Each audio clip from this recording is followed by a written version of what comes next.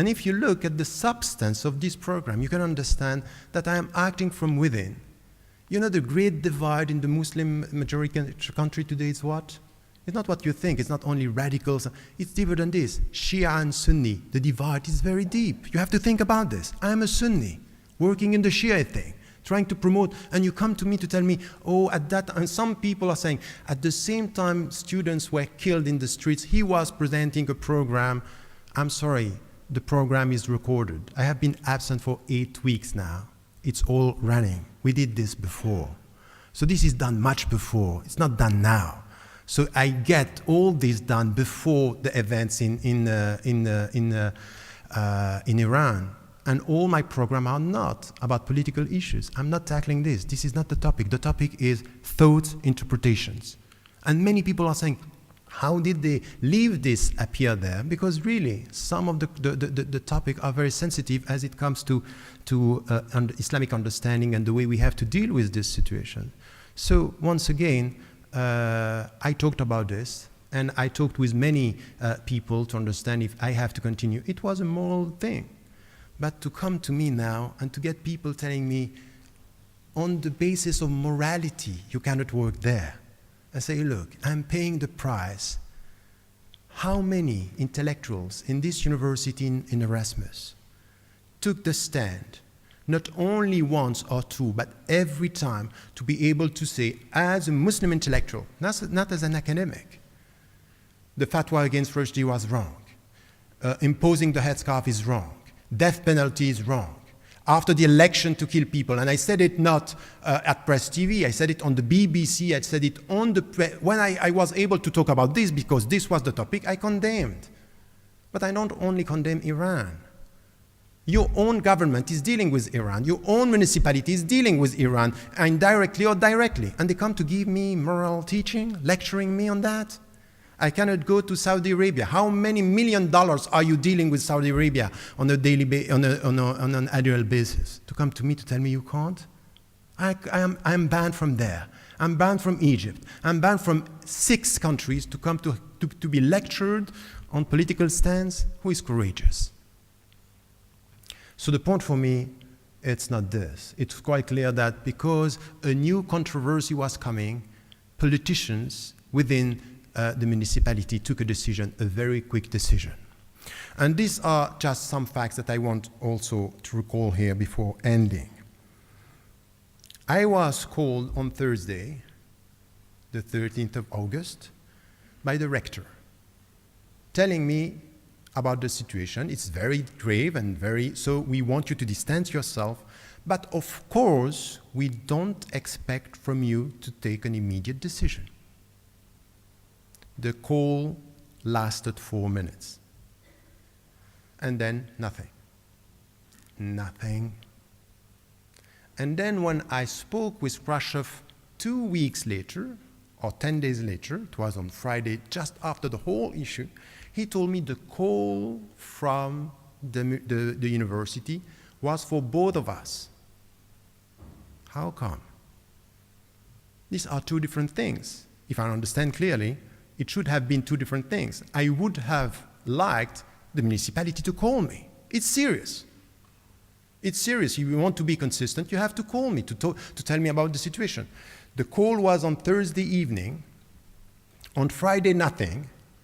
And on Monday, I wrote myself an article which was published in the NRC, and I got a call on Tuesday morning telling me the decision. A journalist was telling me the decision coming from the municipality and the university.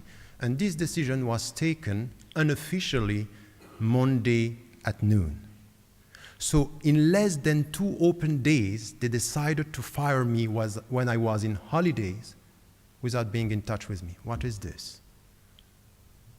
How kind of respect to someone who is a guest professor, and is trying to help us to live together. So on the legal ground, I am not going to this, but I am quite sure and it's quite clear for me that here we are with things that are not clear, and the political pressure is quite clear. Now I'm facing this. I'm facing political pressure. It's quite clear that coming from the university, when even the Alderman Rick Rashaf is telling me the call from the university was on my behalf, and I asked him, why didn't you call me?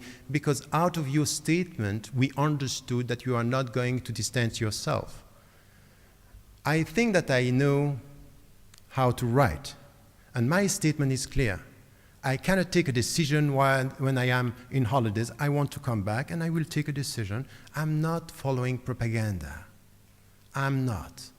I will never accept to be put under pressure by the Iranian regime, the Saudi regime, or even the municipality regime. I'm not. I want to sit and to look and check the facts and to take a decision. But I was never put under pressure. When today I'm dealing with some of your journalists, it's quite clear that there is a political pressure.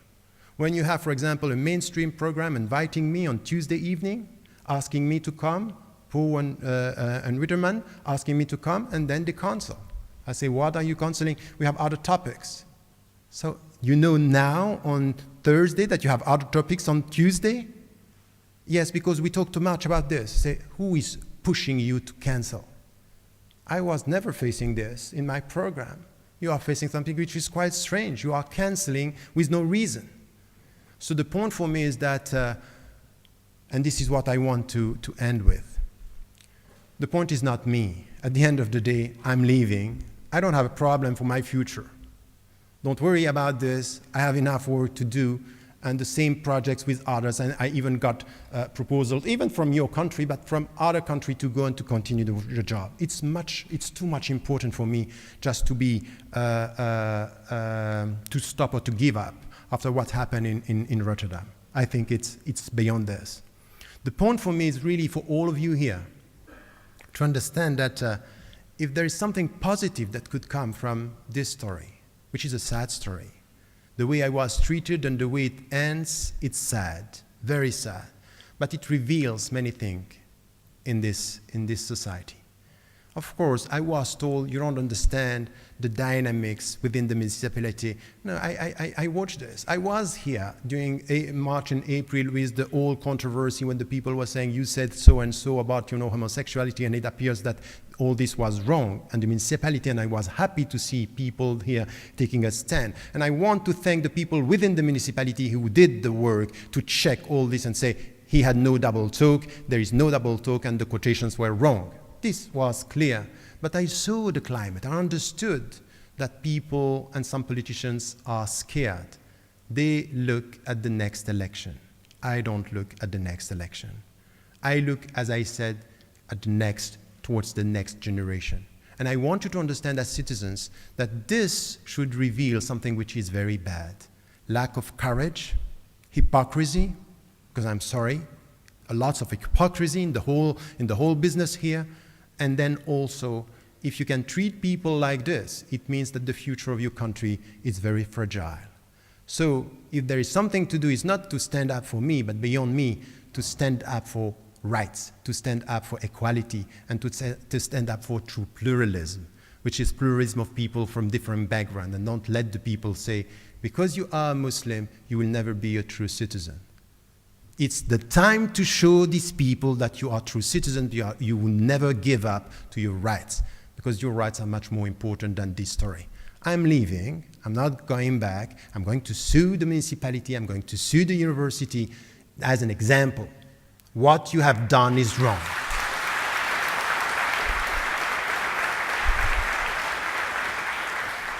But for the citizens, what is very important now is to stand up and say, okay, what do you want?